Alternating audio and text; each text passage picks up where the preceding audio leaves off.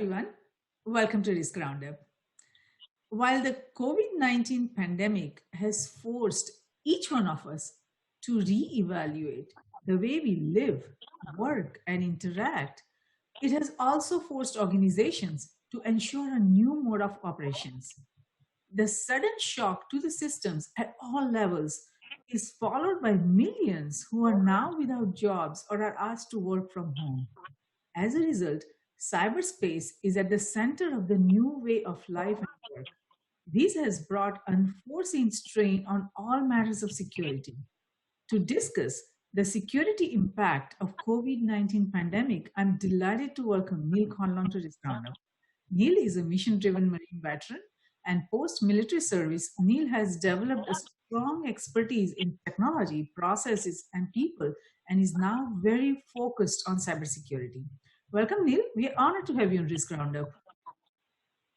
Thanks for having me, Jayshree. I really appreciate you putting this together, and I'm excited to contribute to the platform. Wonderful, Neal. So, society, as we know it, is experiencing one of the worst pandemics of this century. Each one of us is impacted in so many different ways, unimaginable.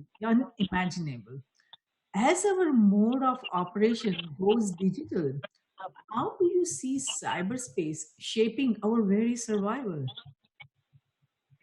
You know, that's a very interesting question, Jayshree, and it's actually probably the reason why I really have gone down this path of cybersecurity.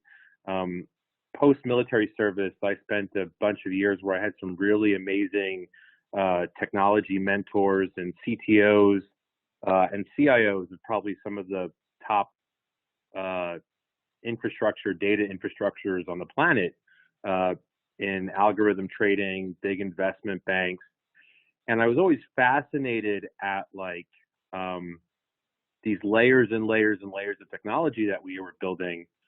And about 6 years ago, when I first kind of started to get really heavily involved in cybersecurity, it became fascinating to me about how much or how fast we build technology that does a cool, amazing thing, but don't consider not only the human implications of what that looks like from like a human to human experience, and that's a conversation for a different day, but everything from data, how our data gets used for us or against us, and it just kind of goes into conversation to conversation.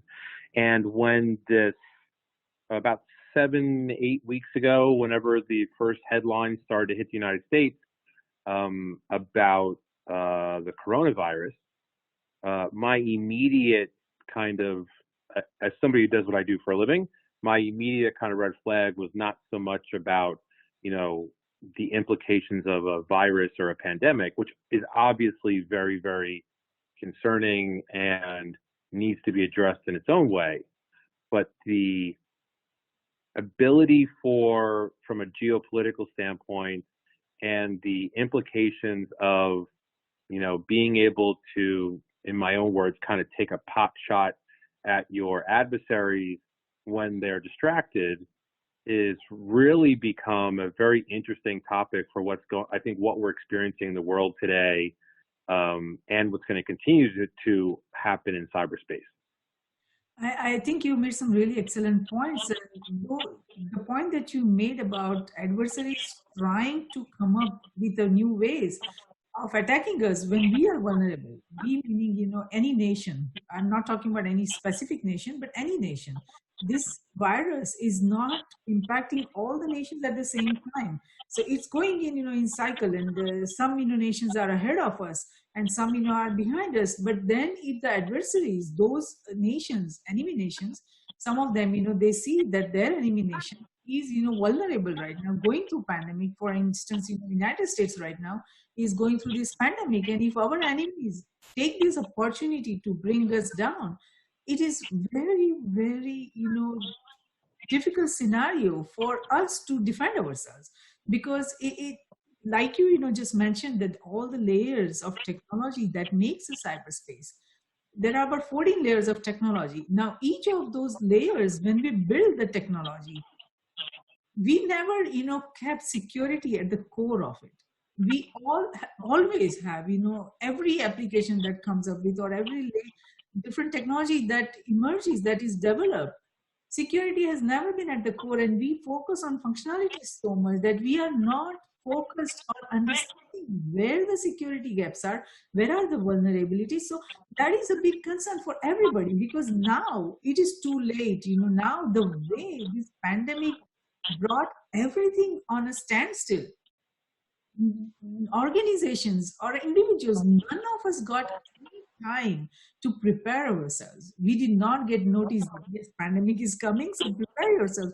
In just few short weeks, this pandemic has transformed everybody's life, and we are having to adapt to these new restrictions based on our work life, or our home life, or our entire mode of operations.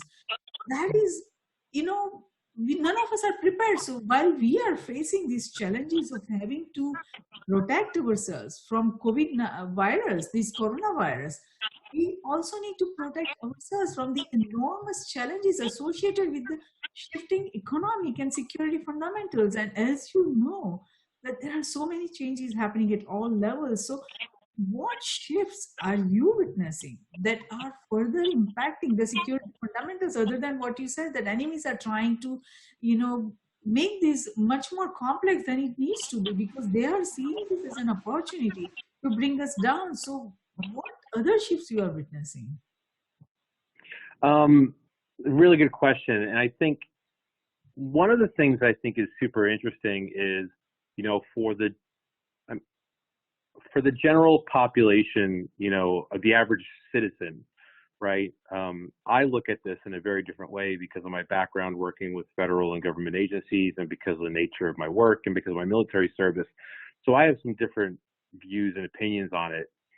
But when the economy is working the way we think it should, when the unemployment rates are down, when everyone's getting fed, and up until, if you went back in the economy about 8 months ago, right, at least in the United States,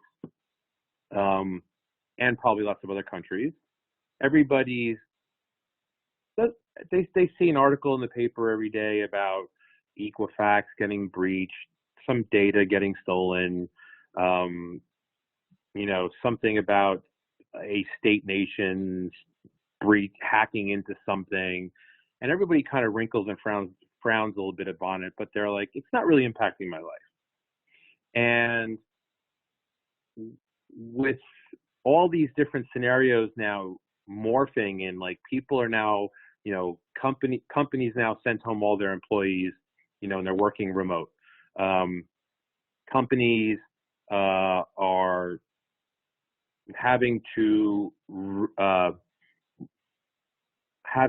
work and reduce the rules of compliance and audit and risk in order to support their employees working from home, because they're working on not such secure networks. There's a whole bunch of other things alongside of it. But what happens is, going back to that piece about adversaries, and I just mean adversaries and somebody who is not focused on the greater good of people. And I'll come back to that term. I want to come back to that term greater good in a moment. But what I'm seeing is, from my background in terrorism training and my background in kind of those type of scenarios, it's like the ultimate time to accomplish the insertion, or to try and debilitate your adversary, is when they're distracted by something else. And it's like, not only are we distracted, many countries, everyone's distracted in some way, shape, or form by this. Is it going to affect my family? Is it going to affect my children? Is it going to affect my work? Is it going to affect my bank account? It's going to affect something, everything. And so for people who, I'm seeing a severe increase in the number of phishing attacks and online scams. I'm seeing this as adversaries are aware of the defenses of the defensive postures of cybersecurity firms.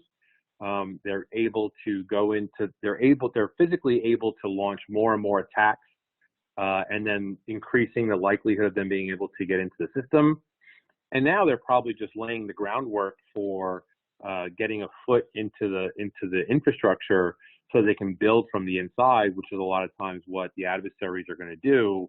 It's not so much about like, let me do the quick little thing anymore, like suck your data out of your computer. It's more so of like, how can I get into your system and go find what we refer to as the crown jewels, and then disable the whole entire infrastructure so that when we need to remove that thing, we can, it's like the movies where they're like constantly trying to figure out like the cool plot and how to get the sledgehammers against the wall and how to turn the power off and how to do all these things, that when they go to leave with the prized crown jewels or your data or the intellectual property or your country secrets or your bank account information or whatever it is, they can do it without even you noticing. And I think I saw an interesting metric the other day that said that in the past 6 weeks, cybersecurity or cyber attacks to home users is up about 37%, which is super significant. The other piece of it, just to highlight also, is in this example, because everybody's affected by the pandemic, even the hackers, even the bad guys, lots of these attacks nowadays are now automated. So you can, in theory, I could be an adversary in a faraway place and I could spend 40 minutes on a computer, set up a bunch of automated attack scripts, and then I can go be sick on the couch while it just runs and runs and runs and runs, because that's what happens nowadays with bot attacks and stuff like that. That is, you are absolutely right about it. But I was thinking while you were giving this, information, that isn't it strange that this pandemic has evolutionary implications? If we cannot control it even has significant, potential to put the future of humanity at risk. And in spite of that, we are witnessing this increase in the number of cyber attacks, especially on individuals. And that is very disturbing because for individuals, why would people target individuals? They don't have that kind of resources, most of them. They don't have that kind of training to understand how to protect themselves. But we are witnessing these increase in attacks, and that is very, very unfortunate. So you would think that how do you make any human accountable and responsible and look towards the greater goods or even the future of the humanity? Yes, there are a lot of these people that we are seeing moving towards this underground criminal world. They are doing it sometimes just for purely economic reasons. A lot of them are doing it for just for the thrill of it. This has become an industry of itself. So these implications, when now we are witnessing millions of people have lost jobs because a lot of businesses have shut down.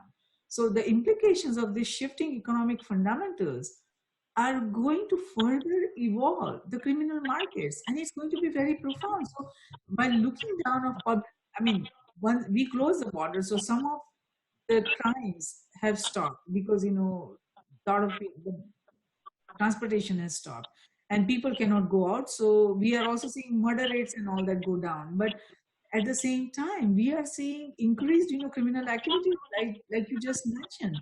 And that is very unfortunate because the number of crimes that are increasing in cyberspace and the nature of crimes that are increasing in cyberspace, that is, how do you control that, especially now when organizations, their IT departments are overwhelmed? How are organizations, if we talk about enterprises, we'll talk about government separately, but if we talk about enterprises, they did not get enough time to prepare their workforce or to prepare the equipments, the laptops or computers that people were taking home so that they can work remotely. How are organizations adapting to this new model, and how are they trying to protect their employees and their networks as well? Right. And that's you raised a very fair point where this happened so quickly, right? That medium-sized and large organizations probably didn't have enough time to even plan for it. right? Most enterprise companies that I've ever worked with and governments will have what's called a BCP, a business contingency plan. But because of the cost of it, they typically run these kind of what I would call as a fire drill. And they'll say, okay, in the event of a market crash, a blackout, could we send a third of the workforce home and run the entire business off of one third of the workforce? In this example, we sent everybody home in like 2 or 3 days or whatever the time frame was, and said everyone now works from home. So, everything from networks being overwhelmed by users to your points around security, not being up to date. There's a constant struggle between efficiency and security postures, right? And, over the past 2 years, I've become a very significant advocate for these what they call zero trust frameworks, where there's a whole framework built around this idea that you can't trust anything in the infrastructure. You can't trust the people, you can't trust the hardware, you can't trust the software, and you put all of these decision-making processes in place to make sure that by the time a user gets to touch the hardware, gets using the software, and gets to create data, right? Those are the kind of 4 pillars there. You have done the best job possible to make sure that you can trust all those pieces, all those pillars in some way, shape, or form, or they have been verified by a second party that can say, yep, that's definitely Neal, that's definitely his computer, he's definitely on Zoom, he's definitely talking to Jayshree, all these layers that you can monitor the whole time. But that's also very, very expensive to do at scale and adds a complexity of layers to it that you have to do. And so the other piece there is that if you're just adding upon these layers and layers and layers and layers, right, it's interesting to me because the fact that we haven't figured that piece out, like as a society, is very interesting to me, because one of my mentors, when they were teaching me about cybersecurity, what they thought was very interesting was, it's like, people build tunnels, right, for the basements. Then they build a first floor and a second floor and all the way up to the walls of the castle, all the way up to the, to the highest pillars and to the, to where they keep the princess in the top of the castle and everything. And then it's like, but if you don't keep on consistently keep on fortifying and locking down the basements and the foundation of the walls, the bad guy is just going to come in through the basement or walk into the front door. And cybersecurity over the past 10 years has been exactly that, right? We just keep on throwing all these cool widgets and cool things on top of it, and it becomes very easy to dissect through it.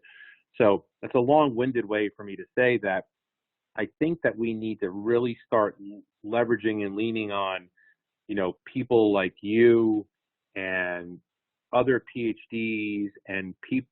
I've been very fascinated how cybersecurity people and bioengineers and people with biology backgrounds have now been kind of doing lots of research work together, because there has to be this paradigm shift in the way that we think about how cybersecurity is, because if all we're going to do is keep on building more and more levels and layers to it, we can never manage the efficiency of it, nor can we manage the integration of security and the adoption for people. So it's I think this is really, from a cybersecurity perspective, I think this is a very fascinating time, because it's going to force a lot of people to pivot and think differently about how they do this, because things were working for a long time, but they weren't working in the best way possible. And I think it's a good opportunity for us to kind of pivot and shift.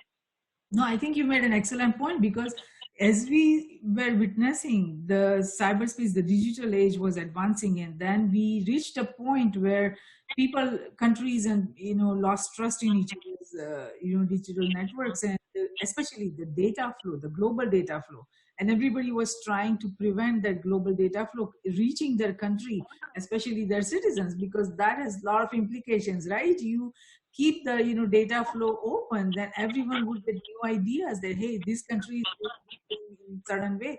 Why are we forced to do it in this way? Why we don't have freedom? So countries started shutting down their digital borders, and that was the trend happening. And then this pandemic happened. So now nobody has any option but to advance this digital age. In fact, digital age is going to go so aggressively, so rapidly. It is going to move forward because we have no other options. This is in fact our resilience space. We can redefine all the systems that goes through cyberspace. So no matter what happens, no matter bio warfare happens or any kind of warfare happens, people cannot come to work, doesn't matter. The life will continue, the operations will continue, and businesses and economy will not need to shut down. If we advance the digital age, if we re-visualize, imagine and innovate in such a way, keeping cyberspace in the center. So we are going to witness a lot of new innovations in cyberspace. So cyberspace is going to advance rapidly, but at the same time, as we have been talking, cybersecurity is going to be a huge challenge. Unless we reimagine that while I'm sitting here in my home office right now, am I the only one here when I'm talking to you, or there are some other people sitting next to me? Who is listening to our conversation? Who has access to the computer that I'm using? If I'm working for my company, then those are the questions that are going to emerge, because how do we keep the privacy and integrity of our information, our data flow, our telephone conversation, all kinds of uh, information that passes through the computers while we are at work, while we are accessing the work networks and all. How are we going to protect that? So we'll have to come up with new ways of, first and foremost, validating the identity, human identity, that this is the person who that person is, because not everybody is going to be on a video call while they are working. So how do we know who is working on what, when somebody is logged in? So there are a lot Right. of new ways. We will have to come up with new innovations, and that is exciting, because it will expand the economy. We will come up with new models that is going to grow the economy everywhere at all levels. But at the same time, the old models are collapsing, and a lot of businesses are going to shut down. A lot of old ways of doing things are going to disappear. So that are going to have huge implications. But I was thinking about the criminal groups at this point, that these criminal groups are not just attacking the enterprises, they are attacking the healthcare systems right now that are already inundated, with so much happening. So countries where we are witnessing that these or criminal groups are infiltrating the health systems, and especially that is very troubling, because the life-saving resources are being diverted by these criminal groups, and weakening the response of not only the health systems but also of the governments, that they don't know how to handle this, because everything is connected, and we have got so far focused on the interconnectedness of the systems, and we are Hmm. facing great challenges because of that. Because it may look like this hospital or this clinic is a standalone, but it is not standalone. There are a lot of systems that are connected to the government, that are connected to the insurance company, that are connected in many different ways to the supply chain.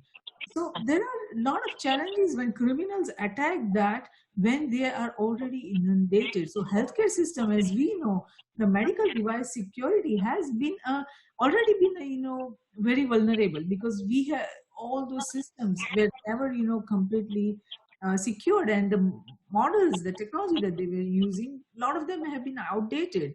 So this industry, healthcare industry, right now is struggling, very much. And that is a very difficult scenario, how to secure this industry and these systems, healthcare system, while we are trying to save human lives.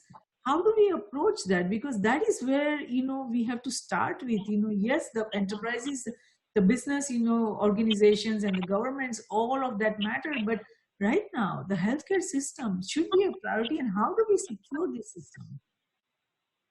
Well, you raise a very, very fair point, Jayshree, and I think the first piece of it really comes down to awareness, right? And a lot of times when I'm speaking to large groups of people about topics like data privacy, um, the example I give is almost every person on the planet who has a car, right, could be driving along on the side, driving on down the highway, and something could go wrong. They got to pull off on the side of the road. And if they have the right tools in the trunk, they can go on YouTube, and you could probably, if you wanted to, you could probably look up the symptoms of the car, and you could watch a DIY video, and you could pop the hood of the car and fix whatever it is, as long as you have the right parts and right tools, and go back on your own down the road. Every single person could probably do that. The biggest challenge as far as awareness is that none of us really understand what's underneath the hood of this car, and yet we consume more information every day from these devices than William Shakespeare consumed in his lifetime. Like, and that I've read that in multiple places that's they've done the math and they figure that's true. And that awareness piece is important, because when the average everyday citizen is shocked, at how something got breached, or how they lost data, or how it rolls over to things, what's happened over time now is these criminal organizations are just as sophisticated as the businesses are. I've worked with and against hacking groups that have analysts, project managers, accounting teams, salespeople, and they have an entire infrastructure that runs similar to a medium-sized business of 50 employees would run. And they think about what's the targets that are going to yield the most revenue out of their daily work. And they go to work every day, and they have families.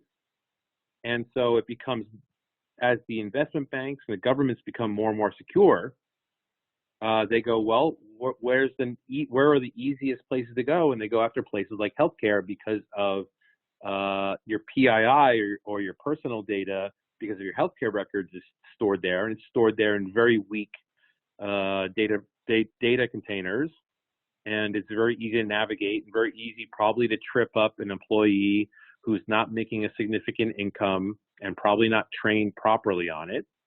And it's an ongoing challenge, especially with what's going on with coronavirus. I'll give you an interesting quick story where about 3 years ago I was working I got called into a data breach at a hospital to do some of the forensics and some of the audit work, and they figured out that the number 2 most well-known and most successful cardiologist in the hospital was the culprit who had clicked on a phishing email and had allowed a hacker into the infrastructure, and then they were able to do a whole bunch of nasty stuff afterwards. And so they couldn't reprimand the number 2 cardiologist in the business. He's the biggest moneymaker for the hospital, and the brand recognition and stuff like that. And so they found it easier to hire a $20 an hour personal assistant for him to click on his emails and so before he did. And this person would walk around with an iPad and click on his emails and write his emails for him. And that person was trained on cybersecurity and phishing and all this other stuff rather than do that. And it's fascinating that models like that exist but we need to figure out better ways to be able to reduce risk, but also maintain data privacy, and also not feel like we're compromising our own rights and beliefs, which I think is an ongoing conflict for what's going to evolve out of the coronavirus, COVID-19, because looking at some of the stuff that China is implementing in their mobile solutions for trying to reduce and track hotspots of COVID and contact tracking and stuff like that, it sounds extremely logical. It also sounds extremely pragmatic. But I think that our country, from a capitalism, beliefs, rights perspective, is going to have a struggle with how we're going to manage and maintain and interact those things into our daily lifestyle. Yes, very true. And especially when you talked about phishing, I am also, I read an article which mentioned that even the US Treasury had to issue a warning about the phishing attempts because these criminals, they were using email, communication saying that this COVID-19 testing kit is available, or that certain medicines are effective, or they will use Center for Disease Control, or World Health Organization, uh, in the information. So people will, the common man, they don't understand much about it. I mean, even the experts can fall prey to this kind of emails, because it's very hard to differentiate what is a genuine email or communication, or what is a Mm-hmm. fake communication. And going through these times where you are so concerned about your own safety or your own survival or your family's survival from this virus, you're going to get drawn to clicking on the emails just to get the information. And yes, education awareness is very, very important, but that's a process, long process, to educate every single person, to let them know that what kind of measures they should take, safety measures, so that they don't click on something that they should not be clicking on. But we have to probably go a different way. Either I address that in my book about using integrity algorithms, or some sort of algorithm that would give the end user some data that what you are trying to open is probably not from a credible source. So maybe we should put this responsibility on the service providers, the software providers, or Outlook or Gmail, or the manufacturers of computer, where we need to have an integrated approach where everyone works together, software and hardware providers, that we come up with a new way of telling that what you are about to click is not genuine. It's likely that it's a fake. So we probably have to come up with new ways of doing things, because otherwise the common man, how are they going to be able to know what to open, what not to open? So this is a very, very difficult time. And I know that you have been trying to uh, train people on ethics.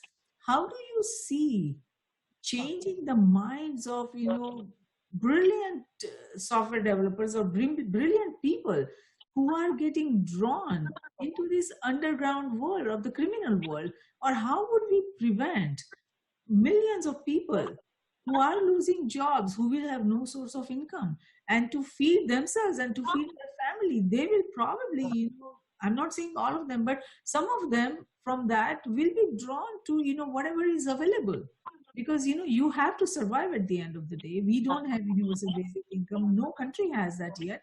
So while nobody has that safety net, people are going to go to any extent to survive, and that is understandable. But how do we change that course? Yes, governments will have to do their part, the employers will have to do their part, but how do we instill that ethics, as to tell people not to get into the areas where you go towards destruction? Because cyberspace has given us the democratization of innovation. And that innovation could be destructive and constructive. So Right. how do we make people go not towards the destructive side of the innovation, but more towards the constructive side, and figure out collectively, individually and collectively, that we can come up with new models where everyone would benefit? How do we do that? No, that's a really good question, and I think there's two components to it. The first piece really is, I go back to that awareness, on the user side, right, on the receiving end of it. During my military training, the first and foremost, the beginning of every single training was Just be aware, be aware of your surroundings. And what I've realized over time is, I'll give you a really good example, is one of the biggest, well, I'll say it like this. I think that Google and Microsoft and a lot of the integrators have done a good job at probably removing about 60 or 70%, right? They take up to a certain piece. And then depending on whether you have an antivirus or a bunch of other tools and softwares, they get a significant amount of the bad things probably out of hitting your inbox. And what they're fighting against every day is that every day there are 6 million new malware viruses created every single day.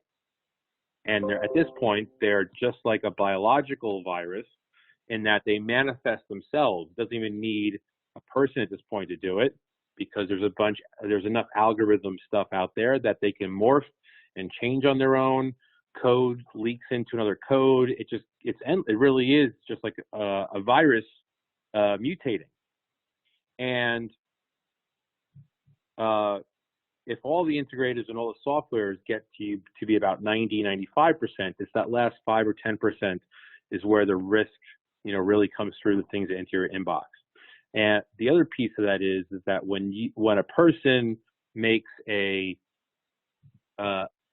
when their digital breadcrumb, is what we call it, changes online, is when there's an opportunity or that they will likely be breached. A digital breadcrumb change would be a real estate transaction is a big one, because it's public knowledge if you buy or sell real estate. Insurance funds are changed. Major stocks. All this stuff that's public record becomes very important because it's public knowledge, and hackers and adversaries can then take advantage of it. So it's like you could be sitting there watching for a very long time and have no problems and no weird emails, and suddenly you're buying a new house or selling a new house, or your child just gets into college or graduates, some kind of life event, and suddenly you're inundated with emails and new things and stuff like that. Like, that's something just to be aware of, to be like, I might want to do things like lock down my credit during that time frame if I can. I might want to lock up my security on my notifications a little bit more, just because it's that life event where you kind of poke your head out of the sea of people and users out there, that might be a good time to kind of lock things up a little bit tighter during that time. Now, as far as your point around how do we address the people who may be using innovative measures for adversarial tactics, I think there's a couple things there. I mean, if you look at it, the whole idea of hacking and learning how to code and break into things really has become kind of sexy, right? We've kind of democratized it as being something that's attractive to do. It feeds into a moment of significance for people. So I think we need to do a better job of starting people younger and educating them really on the impacts of what they're doing, geopolitically, the efficacy of what they're doing and stuff like that. And I think that we also need to probably do a better job of, a lot of these hackers and adversaries from a geopolitical standpoint are coming from third world countries where, the types of jobs that are available are not the greatest, and they could learn a couple pieces of code or even buy that code offline and suddenly be making lots and lots of money. So there's some geopolitics involved in there about making sure that, these countries have support. There's education and education to be added to that. And we need to continue to attract good talent to learn good coding efficacy, and then want to build and solve complex good problems instead of being just kind of annoying annoying to the system.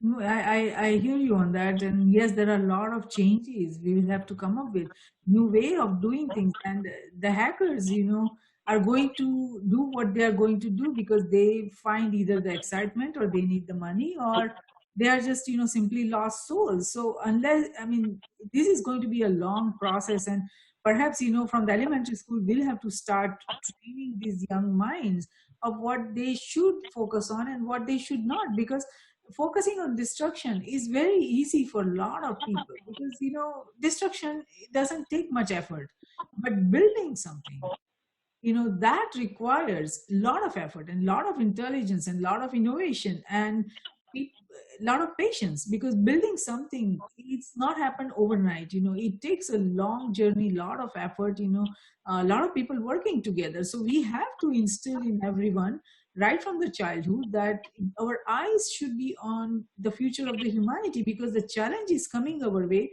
are so enormous. It's not only climate change, but there are so many other risks that are emerging. One we are going through right now, pandemic, and this pandemic is, but it is, I mean, this is one example. We have gone through so many pandemics before, but there is also potential of biowarfare happening, because criminals are not going to stop at cyber, computer viruses. They are going to go towards creating novel viruses on their own. So these are enormous challenges coming our way, biowarfare to nano warfare to all kinds of warfare, electromagnetic warfare that are coming our way. Cyber warfare is just uh, probably going to be a small thing if we look at all the potential of the other warfare risks that could emerge and could come our way. So we have to keep our eyes on all different kinds of warfare that is possible, and for that we need to create education right from the childhood, so we train human minds that we all should focus on creating something, developing something, and building a future for not just ourselves but for our entire species.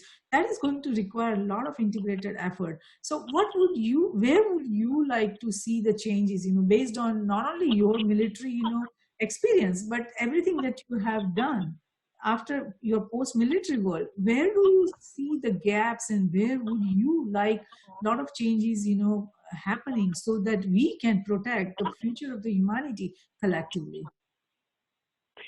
Well, I think the education piece is probably the most important piece, right? Because the technology is only as good as the human operating it, right?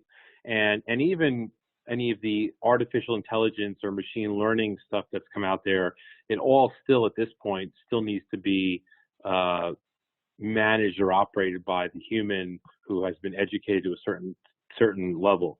Now, one thing that comes up for me is, I think what's interesting is that during the Cold War era between Russia and the United States, right, the United States was educating everybody, even to the point of where small school children, were doing drills and going underneath desks and watching videos and, of what a nuclear bomb would look like. But what that did was it educated everybody on how bad of a thing that was going to be. And therefore, even today, nobody wants a nuclear war. Nobody wants one because they were educated on it, right?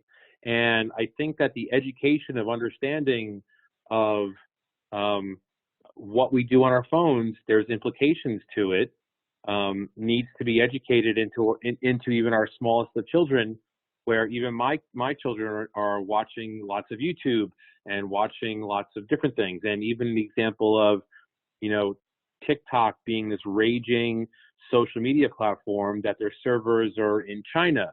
Like, what does that really mean for people? And so that needs to be, before it becomes a hot, amazing, cool pop culture thing, we probably need to do some work on explaining what some of the ramifications are for some of those topics.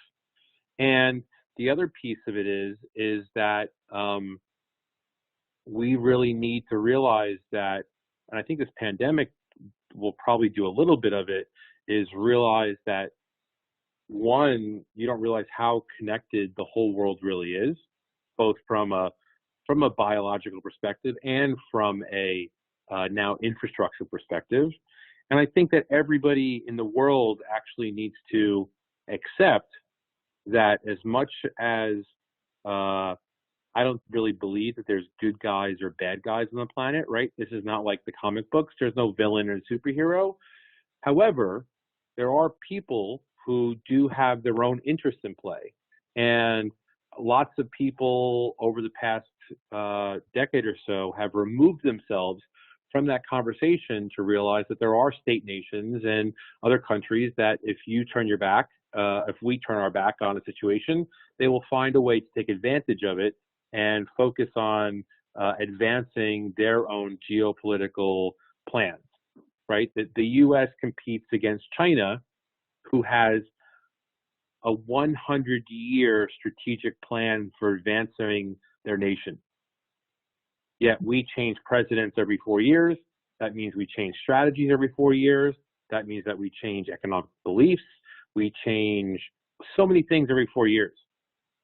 And yet a state nation that has a economy and amount of people that is triple the size of the United States moves to one drum with a 100-year plan that just gets kind of tweaked every now and again. And for people in the U.S. just need to be educated better that that's what you're competing against.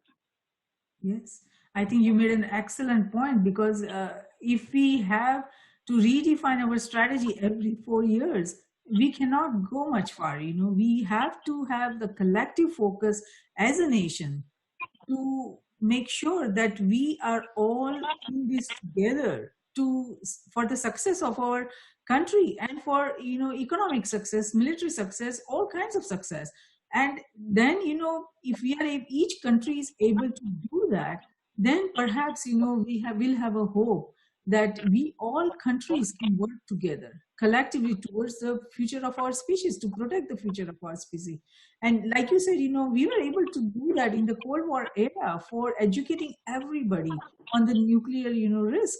So we already have that baseline.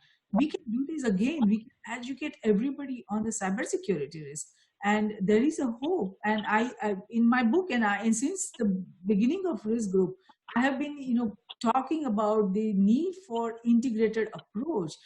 Nation is made of government, industries, organizations, academia, and individuals. And unless all of them work together, we cannot achieve much.